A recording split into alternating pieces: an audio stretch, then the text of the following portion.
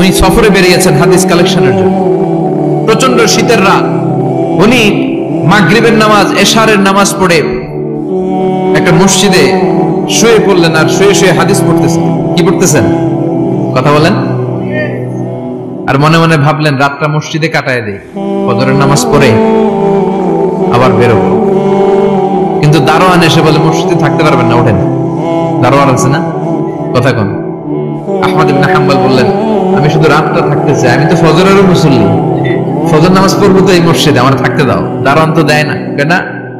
মসজিদে থাকার জায়গা না, যান মিয়া। উনি যে আহমদ ইবনে হাম্বল এটা চিনে নাই, থাকতে দেয়। কি করবে এখন? উনি কাঁথা গুছিয়ে হাদিসের কিতাব নিয়ে কাঁধের মধ্যে ব্যাগ নিয়ে মসজিদ থেকে বের হয়ে গেলেন। কি আর করবেন, প্রচন্ড শীত, আর কাঁপতেছেন বুড়ো মানুষ। পথিমধ্যে দেখলেন বাজার, বাজার একজন খাব্বাস, শাবুন খাব্বাস, যুবক রুটি বিক্রেতা। সে রুটি বিক্রি করে, চুলার মধ্যে রুটি সেকে। সে যে সালাম দিল আসসালাম আলাইকুম, যুবক বলে ওয়ালাইকুম আসসালাম। আহমদ ইবনে হাম্বল বলে যুবক আমার যাওয়ার জায়গা নেই, সফরে বেরিয়েছি, খুব শীতে কষ্ট পাচ্ছি, রাতে যদি তোমার এই চুলা থেকে একটু আগুন পোহাই কোনো সমস্যা? যুবক বলে না না সমস্যা না, হালান সাহালান, ওর সামনে আসেন আসেন, আপনি আগুন পোহাইলে আমার সমস্যা কি? সুবহানাল্লাহ পড়েন। আল্লাহ শুকরিয়া করে উনি বসলেন আর আগুন পোহাচ্ছেন। আর খেয়াল করলেন যুবক রুটি বানায় আর পরে আস্তাগফিরুল্লাহ, রুটির দলা বানায় পরে আস্তাগফিরুল্লাহ, খামির বানায় আর পরে আস্তাগফিরুল্লাহ, রুটি নিয়ে উনুনের ভিতরে চুলার ভিতরে সেকা দেয় আর পরে আস্তাগফিরুল্লাহ, দোকানদারের কাছে কেউ আসলেই সে রুটি দেয় আর পরে আস্তাগফিরুল্লাহ, ক্রেতার কাছ থেকে টাকা নিয়ে ক্যাশ বক্সে রাখে আর কি পড়ে, আবার রুটি বানানো শুরু করে আর কি পড়ে, খালি এটাই পড়তেছে। ইমাম আহমদ ইবনে হাম্বল তো অবাক, কিরে এটা আবার কেমন যুবক, খালি আস্তাগফিরুল্লাহ। উনি প্রশ্ন করলেন যুবক ঘটনা কি? আসার পর থেকেই তোমার দেখতেছি তুমি রুটি বানাও, রুটি বিক্রি করো আর পড়ো আস্তাগফিরুল্লাহ, মালাকা ইয়া শাবাব। যুবক বলে আস্তাগফিরুল্লাহ আমার সবচেয়ে বেশি পছন্দের আমল, আমি সব সময় আঠার মতে ইস্তেগফারের সাথে লেগে থাকি আর সব সময় পড়তে থাকি আস্তাগফিরুল্লাহ, আর এর বদৌলতে আল্লাহ আমারে মুস্তাজাবুদ দাওয়া বানিয়ে দিয়েছে। আহমদ ইবনে হাম্বল তো অবাক, আনতা মুস্তাজাবুদ দাওয়া, তুমি মুস্তাজাবুদ দাওয়া রুটিওয়ালা?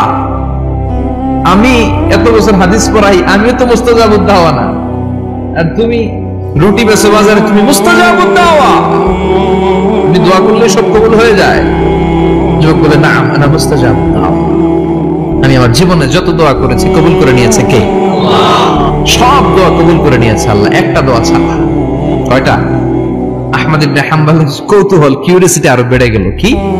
সব দোয়া কবুল হয়েছে, একটা দোয়া ছাড়া।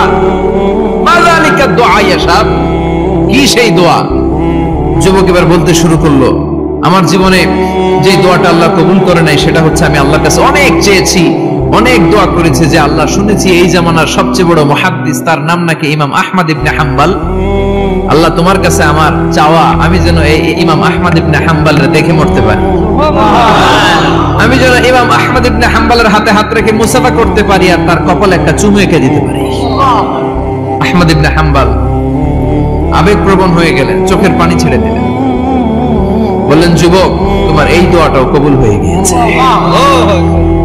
আহমদ ইবনে হাম্বলের দেখা আর সাক্ষাৎ পাওয়ার জন্য আহমদ ইবনে হাম্বলের বাড়িতে তোমার যাওয়ার দরকার নাই, আহমদ ইবনে হাম্বল তোমার দরবারে ছুটে এসেছে। আনা আহমদ ইবনে হাম্বল মুহাদ্দিসুদ দাহর, আমি নিজেই আহমদ ইবনে হাম্বল।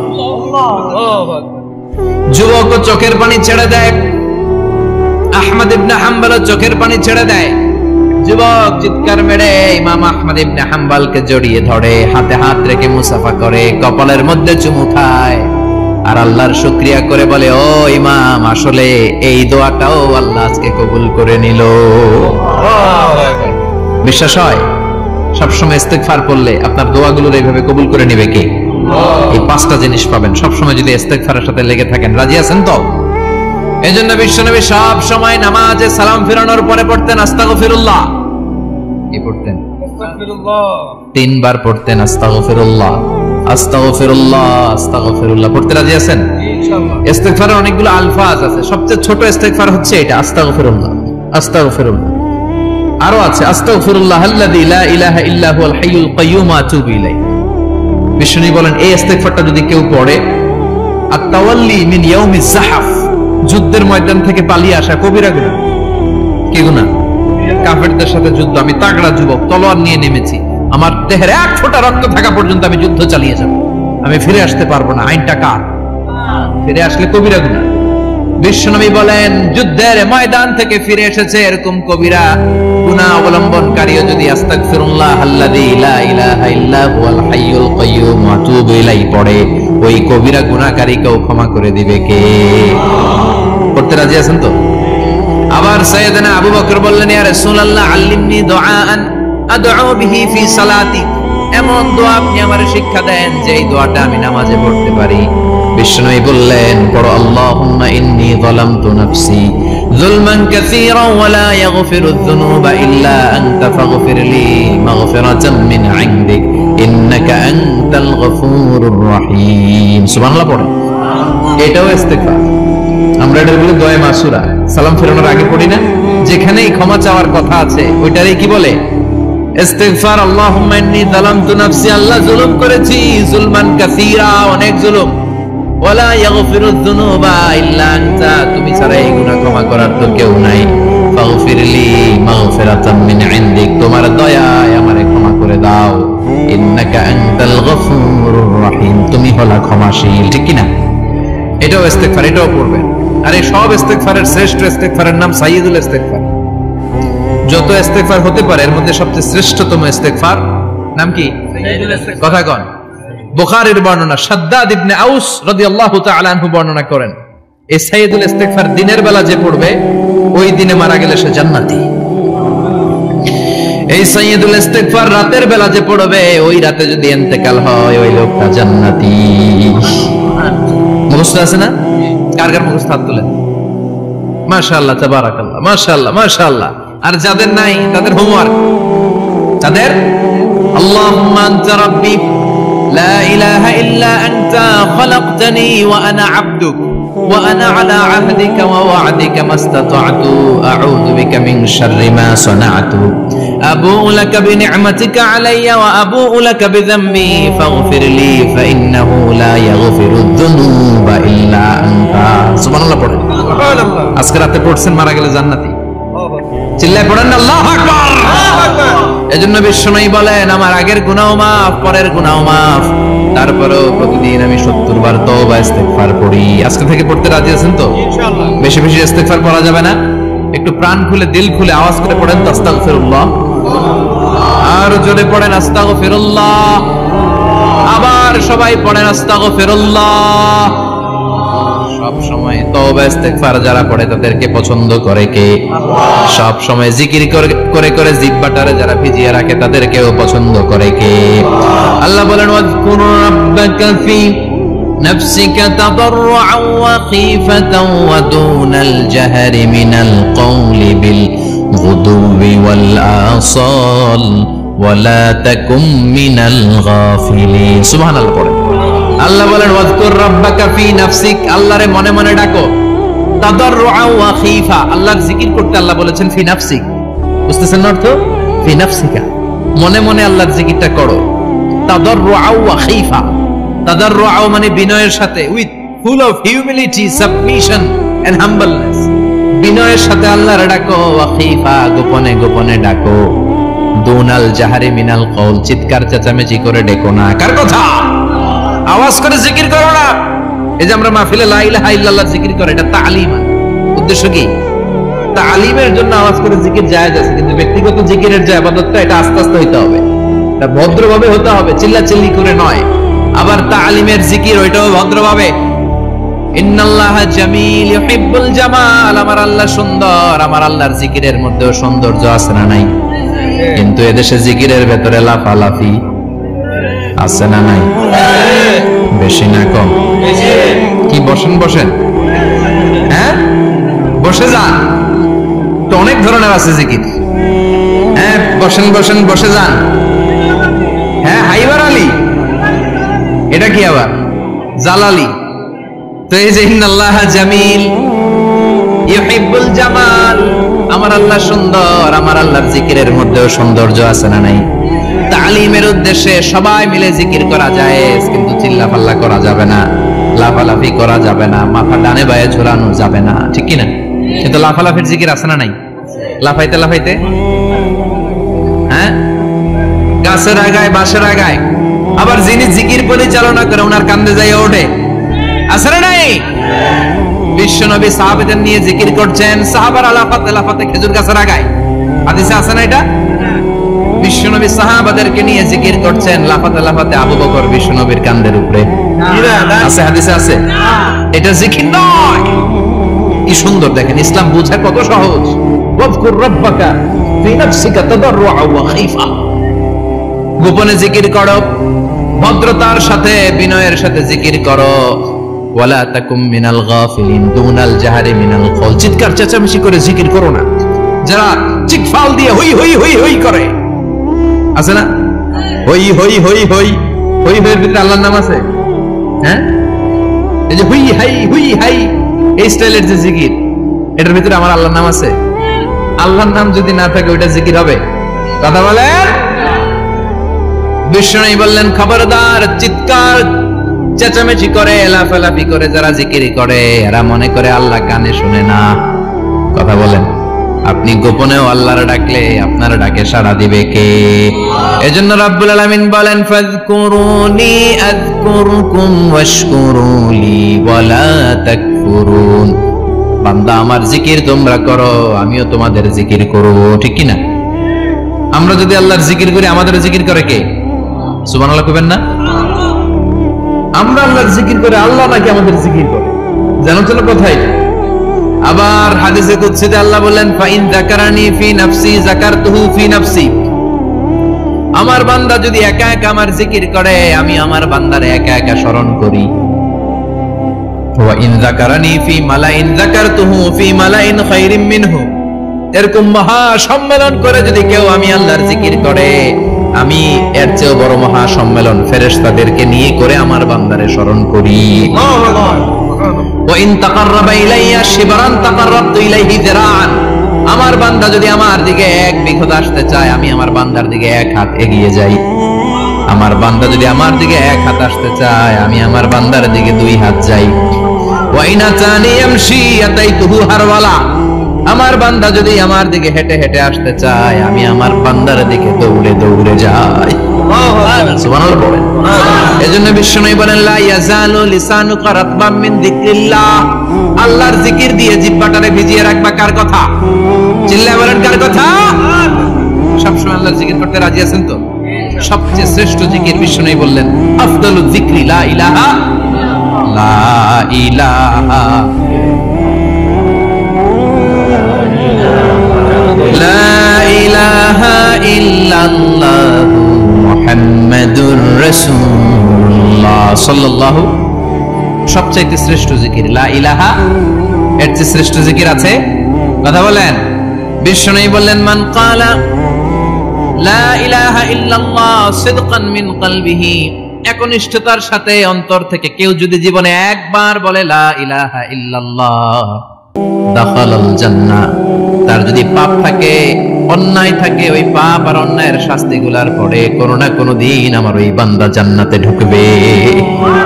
একবার যদি খালিসান মিন কলবিহি সে পড়ে লা ইলাহা ইল্লাল্লাহ, তার জন্য জান্নাতকে অবধারিত করে দিয়েছে কে? আবার এটার নাম আল্লাহ দিয়েছে কালিমায়ে। কথা বলেন। দারাবাল্লাহু মাসালান কালিমাতান তাইয়িবাতান কাশাজারাতিন তাইয়িবাতিন আসলুহা সাবিতুন ওয়া ফারউহা ফিস সামা। সুবহানাল্লাহ। পবিত্র বাণী এটা কালিমায়ে তাইয়িবা। আবু সাঈদ আল খুদরি থেকে বর্ণিত, মুস্তাদরাকে হাকিম আর সহিহ ইবনে হিব্বানে এসেছে। বিশ্বনবী বলেন, মুসা আলাইহিস সালাম আল্লাহর একবার প্রশ্ন করলেন, ইয়া রাব আল্লিমনি দুআন আদউ বিহি। আপনি আমারে এমন একটা জিকির শিক্ষা দেন যে জিকির দিয়ে আমি শুধু আপনার জিকির করব, কেউ এই জিকির করতে পারবে না। এই জিকির জানবো শুধু আমি আর জানবেন। কথা কোন? প্রশ্ন করছে কে? হ্যাঁ, কাকে করেছে? আল্লাহ এমন একটা জিকির শিখান যে জিকির কেউ জানে না, আমি জানবো, আর ওই জিকির দিয়ে প্রাণ ভরে আপনারে ডাকবো। আল্লাহ বললেন, মুসা পড়ো লা ইলাহা লা ইলাহা ইল্লাল্লাহু মুহাম্মাদুর রাসূলুল্লাহ। মুসা আলাইহিস সালাম বললেন, আল্লাহ চাইলাম কি, কইলেন কি? লা ইলাহা তো জাতীয় জিকির, এটা তো আন্তর্জাতিক জিকির, এটা জানে না এমন কেউ নাই। এমনকি হিন্দু ভাইরাও জানে। কথা কম। আল্লাহ, আমি তো চাইছিলাম এক্সক্লুসিভ, আমার জন্য স্পেশাল, এর চেয়ে সুন্দর আর কেউ জানবে না। এত সুন্দর একটা জিকির আপনি দিবেন, এটা আমি ডাকবো আপনারে আর আপনি শুনবেন। আল্লাহ বললেন, মুসা, এর চেয়ে দামি আমার কাছে নেই। লাউ তাদউ লা ইলাহা ইল্লাল্লাহ ফি কাফা, লা ইলাহা রে যদি মুসা এক পাল্লায় রেখে দাও, ওয়াস সামাওয়াতু সাবউ ওয়াল আরদিন, সাত আকাশ সাত জমিন যদি আরেক পাল্লায় রেখে দাও, লা ইলাহা এক পাল্লায়, সাত আকাশ সাত জমিন আরেক পাল্লায় ওজন যদি দাও, লা রাজাহাত কাফাতু লা ইলাহা ইল্লাল্লাহ, মুসা দেখবা মুহূর্তের মধ্যে লা ইলাহা ইল্লাল্লাহর পাল্লা ভারী হয়ে গেছে।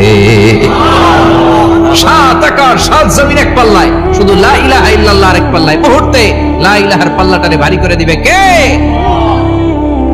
এটা বিপ্লবী বাণী। আমরা এটার ভিক্ষার মধ্যে লাগাইছি। এখন ভিক্ষা করার সময় লা ইলাহা আছে না নাই? একটা টাকা দিয়া যান, আমি গরিব ইনসান, আখিরাতে সওয়াব পাইবেন পাহাড় সমান।